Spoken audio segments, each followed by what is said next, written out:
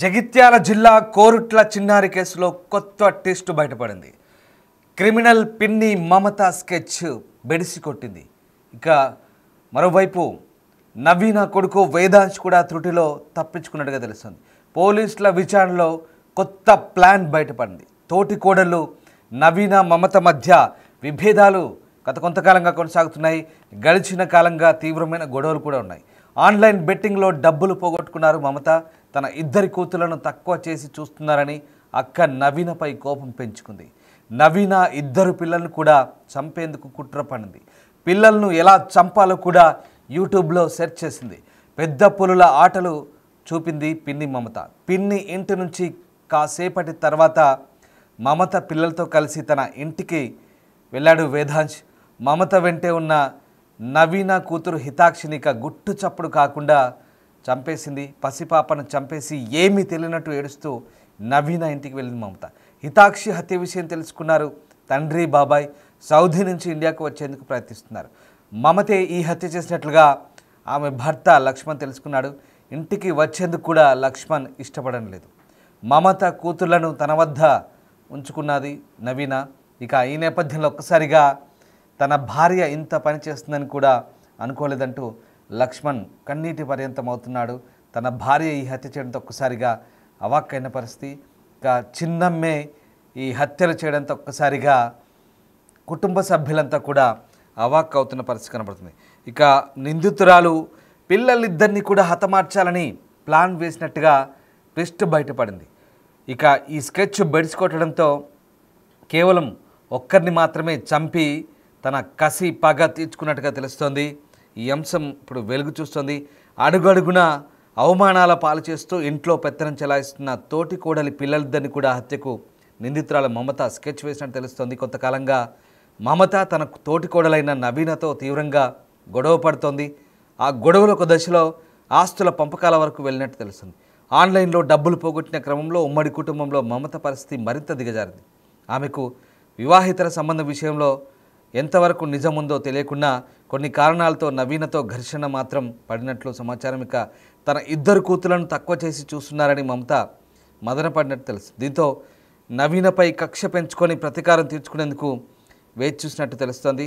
ఇక పిల్లలే టార్గెట్గా ఇంట్లో తనను కించపరిచే రీతిలో వ్యవహరిస్తున్నారన్న కారణంగా నవీనతో పాటు ఆమె పిల్లలను హతమార్చేందుకు మమత స్కెచ్ వేసినట్టు తెలుస్తుంది. హత్య ఎలా చేయాలో కూడా యూట్యూబ్లో వీడియోలను పరిశీలించినట్టుగా పోలీసులు చెప్తున్నారు. ఇక అదంతా వీలయ్యే పని కాదని గుర్తించి శనివారం సాయంత్రం నవీన కుమారుడు వేదాంశ్ అలాగే హితాక్షి ఇద్దరిని కూడా మమత తన వెంట ఉంచుకునే ప్రయత్నం చేసినట్టు తెలుస్తుంది. అయితే వేదాంశ్ పెద్ద పులుల ఆటలు చూసిన వెంటనే పిన్నితో ఆగకుండా ఆమె కూతుళ్లతో కలిసి ఇంటికి తిరిగి వెళ్లడంతో ఆమె ప్రణాళిక బెడిసికొట్టినట్టుగా తెలుస్తుంది. దీంతో చేతికి చిక్కిన హితాక్షిని హతమార్చి ఏమీ తెలియనట్లు అక్కడి నుంచి వచ్చి ఏడుస్తూ తోటి కోడల వెంట తిరిగింది. ఇక ఈ నేపథ్యంలో హత్య జరిగిన తర్వాత చాలామంది చాలా తీవ్రంగా పరిగణిస్తున్నారు. తోటి కోడళ్ల మధ్య గొడవకు 6 ఏళ్ల పసిపాప హితాక్షి బలికోవడం స్థానికులను కంటతడి పెట్టేస్తుంది. పెద్దల మధ్య గొడవ ఉంటే పసిపిల్లలపై ప్రతీకారం తీర్చుకుంటుందంటూ మండిపడుతున్నారు. మమత కుటుంబ సభ్యులు బంధువులు ఎవరిని కదిలించినా ఆమెను బతకనివ్వద్దని చెప్పడం ఆశ్చర్యం కల్పిస్తుంది. ఇక హితాక్షి హత్య విషయం తెలిసిన వెంటనే సౌదీలో ఉన్న అన్నదమ్ములు రాము లక్ష్మణ్ స్వగ్రామానికి వచ్చేందుకు టికెట్లు బుక్ చేసుకున్నారు. అయితే మమతే ఈ పని చేసిందని తెలిసి భర్త లక్ష్మణ్ ఇంటికి రావడానికి ఇష్టపడడం లేదని తెలిసింది. ప్రతీకార ద్వేషంతో అమ్మతనం మరిచి హితాక్షిని పొట్టన పెట్టుకున్న మమత జైలుకు వెళ్ళగా ప్రస్తుతం ఆమె ఇద్దరు కూతుళ్ళ ఆలనా పాలన కూడా అత్తతో కలిసి తిరిగి నవీనే చూడాల్సి రావడం ఇక్కడ ఆశ్చర్యం కల్పిస్తుంది. మొత్తం మీద ఆమె చేసిన పనికి ఒక్కసారిగా బంధువులంతా కూడా షాక్కు గురయ్యారు. స్వయాన పిన్నే ఈ హత్య చేసిందని తెలిసి చాలామంది కుటుంబ సభ్యులే కాదు బంధువులు కూడా ఒక్కసారిగా అసహించుకుంటున్నారు. మమత చేసిన పనికి ఆమెను చంపాల్సిందేనంటూ కూడా కుటుంబ సభ్యులు అలాగే బంధువులు కూడా డిమాండ్ చేస్తున్న పరిస్థితి అంతకు దిగజారింది. అంతకుముందు బెట్టింగ్లో డబ్బులన్నీ పోగొట్టుకుంది. ఏకంగా తోటి కొడవలతో గొడవలు ప్రారంభమయ్యాయి. ఇక డబ్బుల సంగతి అలా ఉంచితే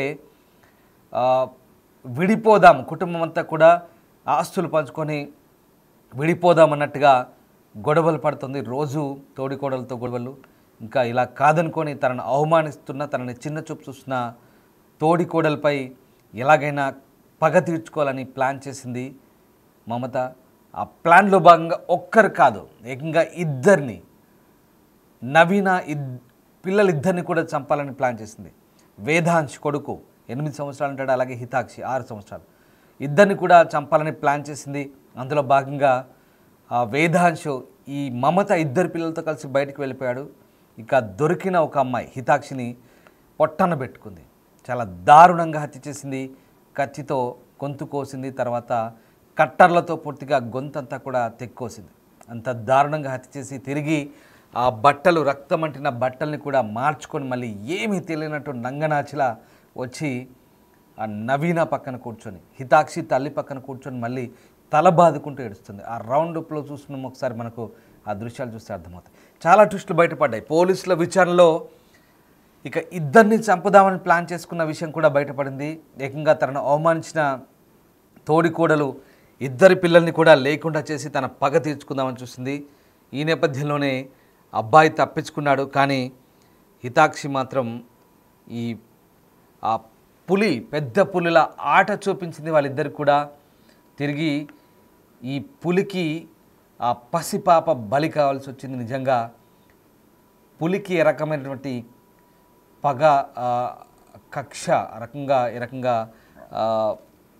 రక్తం తాగే దాహం తీర్చుకునే గుణం ఉంటుందో ఆ రకంగా ఇప్పుడు తన పిన్ని మమత ఒక రకంగా తన రక్త దాహాన్ని తీర్చుకుంది. ఆ పాపను చంపడం ద్వారా ఒక్కసారిగా వాళ్ళపై ఉన్న కక్షనంతా కూడా పిల్లలపై చూపించింది. ఒక్కసారిగా ఈ హత్య చేయడంతో కుటుంబ సభ్యులే ఆశ్చర్యపోయాల్సిన విషయం. ఎందుకంటే తొలుత ఈ హత్య ఒక వ్యక్తి ఇంట్లో చేసింది. అయితే ఆ వ్యక్తికి కొంత భిన్న స్వభావం ఉండడంతో ఆ వ్యక్తి హత్య చేసినట్టుగా చాలామంది భావించారు. కానీ ఇంట్రాగేషన్లో ఆ వ్యక్తి అక్కడ లేనట్టుగా పోలీసుల విచారణ తెలింది. అయితే మరి హత్య ఎవరు చేశారు, ఎలా జరిగిందనే కోణంలో కూడా పోలీసులు విచారిస్తున్న క్రమంలో అనేక అంశాలు బయటపడ్డాయి. సీసీ ఫుటేజ్ పరిశీలించారు ఆ ప్రాంతంలో, అలాగే కుటుంబం మొత్తం కూడా వెతికారు. ఆ ఇల్లు, 2 ఇళ్లలో వెతికారు. అసలు ఎలా జరిగిందనే కోణంలో కూడా పోలీసులు చాలా ప్రిస్టేజెస్ తీసుకున్నారు. చివరికి చున్నీ పట్టించింది, చున్నీపై రక్తం మరకలున్నాయి. పోలీసులకు వెంటనే అనుమానం వచ్చింది. అప్పుడు తమదైన స్టైల్లో విచారిస్తే పిన్నియే హత్య చేసినట్టుగా బయటపడింది. అమ్మతనం మర్చిపోయింది. 2 పిల్లలు తనకు కూడా ఉన్నారు, 2 ఆడపిల్లలు ఉన్నారు. కానీ తోడి కోడలపై కోపంతో పెద్దల కోపం కాస్త పిల్లలపై చూపించింది, పెద్దల పట్టు విడుపులు కాస్త పిల్లలపై చూపించింది. అమ్మతనం మర్చిపోయింది, చిన్న పిల్లని చంపేసింది. అసలు ఆ పిల్ల ఏం చేసింది? 2 కుటుంబ సభ్యుల మధ్య, పెద్దల మధ్య గొడవ ఉంటే పిల్ల ఏం చేసిందో అర్థం కాని పరిస్థితి. చదువుకుంది, పైగా ఉన్నత విద్యావంతురాలు, MBA చదువుకుంది, ఉద్యోగం కూడా చేసింది. కానీ బెట్టింగ్కు బానిసైంది, బెట్టింగ్లో డబ్బులు పోగొట్టుకుంది. ఆ కోపం అంతా కూడా ఈ చిన్న పిల్లపై చూపించింది. ఇప్పుడు నిజంగా ఎంత విచిత్రం అంటే, ఈమె నవీన కూతుర్ని హత్య చేసి ఇప్పుడు మమత 2 ఆడపిల్లల్ని కూడా తిరిగి నవీనని చూసుకోవాల్సిన పరిస్థితి. అది కదా మానవత్వం అంటే. నువ్వు ఆమె కూతుర్ని చంపినా ఇప్పుడు నువ్వు జైలు పాలైతే నీ 2 పిల్లల్ని కూడా తిరిగి నీ తోడికోడలే చూసుకుంటుంది. అది పరిస్థితి ఇక్కడ. కానీ ఈమె ఆ అమ్మతనం మర్చిపోయింది. ఆ పిల్లని చంపి, ఆ తోడికోడల కూతురుని చంపి జైలు పాలైంది. తండ్రి విదేశాల్లో ఉన్నాడు. ఇప్పుడు ఆ 2 పిల్లలు కూడా ఈ మమత ఎవరైతే హంతకురాలు ఉన్నారో ఆమె 2 పిల్లలు కూడా ఇప్పుడు ఒంటరయ్యారు. తిరిగి ఆ 2 పిల్లల్ని కూడా ఇప్పుడు మళ్ళీ ఈమె ఎవరైతే హత్య చేసిందో ఆ అమ్మాయి తల్లి చూసుకోవాల్సిన పరిస్థితి. చూసావా, మానవత్వం అంటే అలా ఉంటుంది. కానీ మానవత్వం మరిచిన మమత, పేరులోనే మమత ఉంది కానీ మమత లేదు, మంచి లేదు, మానవత్వం లేదు. చాలా కిరాతకురాలు, హంతకురాలుగా మారిపోయింది. బెట్టింగ్కు బానిసైంది, జూదానికి బానిసైంది. కుటుంబం మొత్తంతో వైరం పెంచుకుంది. ఏకంగా ఆ పెద్దల మధ్య కోపం కాస్త పిల్లలపై చూపించింది. మంచి చెడు మానవత్వం మంటగలిశాయి, పాపను చంపేసింది. అతి దారుణమైన ఘటన. పోలీసుల విచారణలో విస్తుగొల్పే అంశాలు బయటపడ్డాయి. ఆమె చంపాలనుకుంది ఒక్కరిని కాదు, 2.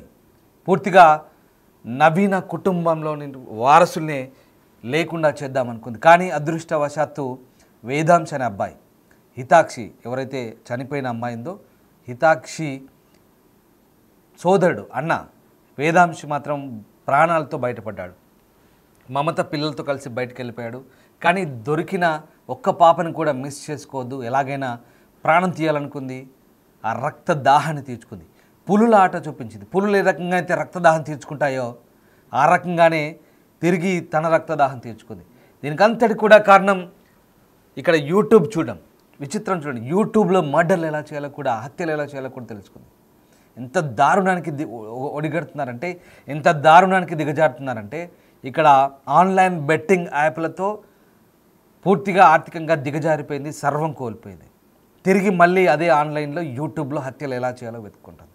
అంటే ఇక్కడ ఆన్లైన్ అంతర్జాలం అనేది చాలా వరకు కేసులు, మీకు మళ్ళీ అదే చెప్తున్నాను, చాలా వరకు కేసులు కూడా ఇన్స్టాగ్రామ్ పరిచయాలు లేదా బెట్టింగ్ యాప్లు, దాదాపుగా ఈ నేర చరిత్ర అంతా కూడా దాదాపుగా ఇంటర్నెట్కు అనుసంధానమై ఉంటుంది. ఇంటర్నెట్ వల్లే నేరాలు పెరుగుతున్నాయనడానికి ఇది ప్రత్యక్ష ఉదాహరణలు.